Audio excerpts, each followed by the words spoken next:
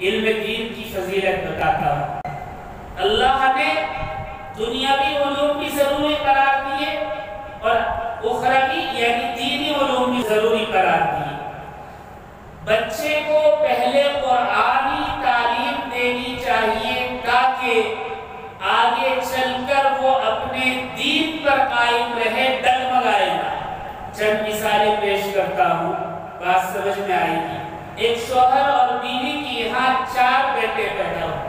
بیوی نے پہلے بیٹے کی پیدائش پر کہا میں اسے عالم بنانا چاہتی ہوں، حافظ بنانا چاہتی ہوں۔ شوہر نے کہا میری بڑی آرزو تھی کہ میں اپنے ایک بیٹے کو انجینئر بناؤں، تو بیوی نے کہا کہ چلو آپ اسے انجینئر بنا دیں۔ دوسرا بیٹا پیدا ہوا تو بیوی نے کہا میں اسے حافظ عالم بنانا چاہتی ہوں۔ شوہر نے کہا کہ میری خواہش ہے کہ ایک کو میں ڈاکٹر بناؤں۔ بیوی نے کہا کہ چلو آپ یہ بھی خواہش پوری کر لیں۔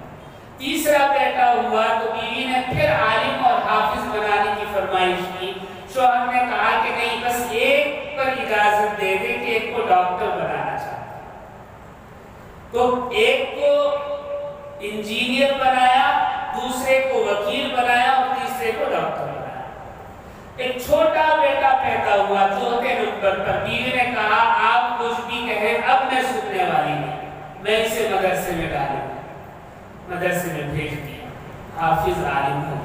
سب کے سب انتہائی آرام دہ زندگی بسر کر رہے تھے، صرف مالی پریشانی جسے تھی وہ حافظ اور عالم کو تھی۔ تو ایک دن شوہر نے کہا کہ دیکھو میں نے جو فیصلہ کیا وہ درست تھا، اس لیے کہ ایک بیٹا انجینئر ہے، دوسرا ایجوکیٹ ہے اور تیسرا ڈاکٹر ہے، مزے کی زندگی گزار رہے ہیں۔ 4تھے بیٹے پر افسوس ہوتا ہے کہ یہ دنیاوی اعتبار سے بڑا پریشان، اس کی زندگی تم نے خراب کر دی۔ بیوی نے کہا کہ میں جیسا کہتی ہوں ایسے کرو، پھر بتانا کون کامیاب ہے کون ناکام۔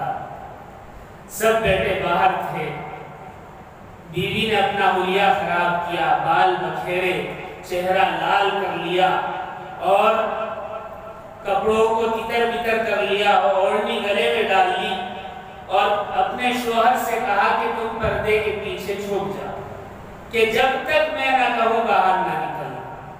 شوہر چھپ گیا۔ پہلا بیٹا جو انجینئر تھا وہ آیا، اس نے ماں کا حال دیکھا کہ ماں بیٹھی رو رہی ہے۔ پوچھا کیا ہوا؟ کہ آج تیرے باپ نے مجھے بہت مارا، میری کوئی غلطی نہیں تھی لیکن مجھے بہت مارا۔ تو اس نے کہا یہ تمہارا اور تمہارے شوہر کا مسئلہ ہے، میرا اس میں کوئی دخل نہیں، تم جانو تمہارا کام جانو، اور اپنے کمرے میں چلا گیا۔ دوسرا بیٹا آیا جو ایجوکیٹ تھا، اس نے ماں کو روتے ہوئے دیکھا، پوچھا کیا ہوا؟ کہا کہ آج تیرے باپ نے بغیر کسی وجہ کے مجھے مارا ہے۔ کہا کہ میں تو پہلے ہی کہتا تھا اس کے کرتوت اچھے نہیں ہیں، اگر تو اجازت دے تو اسے مقدمے میں ڈال کر جیل میں پہنچا دے۔ ماں نے کہا کہ دیکھیں یہ بات کریں گے۔ کہا کہ آنے دو آج بڑے میاں کو دیکھتے ہیں۔ اپنے کمرے میں چلا گیا۔ تیسرا بیٹا جو ڈاکٹر تھا وہ آیا، اس نے کہا کہ ماں کیا ہوا؟ کہا کہ بلا وجہ آج مجھے پٹائی کی ہے۔ کہا کہ میں تو پہلے ہی کہتا تھا کہ اس بڈھے کا دماغ خراب ہو گیا، اسے کسی مینٹل ہاسپٹل میں ڈال دو، آنے تو میں خبر لیتا ہوں۔ یہ بھی اپنے کمرے میں چلا گیا۔ چوتھا بیٹا جو حافظ تھا، عالم تھا، وہ داخل ہوا، اس نے روتے ہوئے دیکھا تو دوڑ کر آیا، پانی کا ایک گلاس لایا اور پانی پلایا اور پھر سر پر اوڑھنی رکھی اور کہا کہ ماں کیا ہوا؟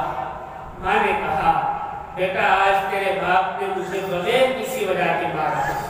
تو بیٹے نے کہا بس اتنی سی بات اور آپ کا یہ حال ہے رو رو کر؟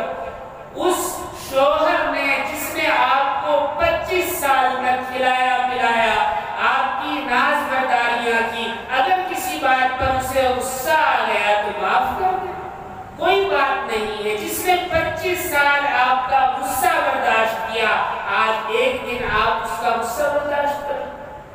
اور پھر اس نے احادیث سنائی، شوہر کی بات ماننے پر جو فضائل آئے ہیں باپ پیچھے پردے کے سن رہا تھا، برداشت نہیں ہوا، باہر نکلا اور بیٹے کو گلے سے لگایا اور کہا کہ تینوں ناکام تھے، صرف یہی ایک کامیاب ہے۔ ہر انسان چاہتا ہے کہ اس کی اولاد اس کے لیے آنکھوں کی ٹھنڈک اور دل کا سکون بنے، لیکن اگر یہ نہ ہو تو کچھ نہیں۔ جب دنیا میں سکون نہ ملے تو آخرت میں کون سکون پہنچائے گا، کون آرام پہنچانے کی فکر کرے گا؟ جبکہ نفسا نفسی کا عالم ہو۔ عالم حافظ کی بڑی فضیلت ہے، یہ اور بات ہے کہ ہو سکتا ہے دنیاوی وسائل اس کے پاس کم ہو، لیکن اکرام، آرام، راحت اور دوسرے کے حقوق کا خیال اسے زیادہ ہوتا ہے۔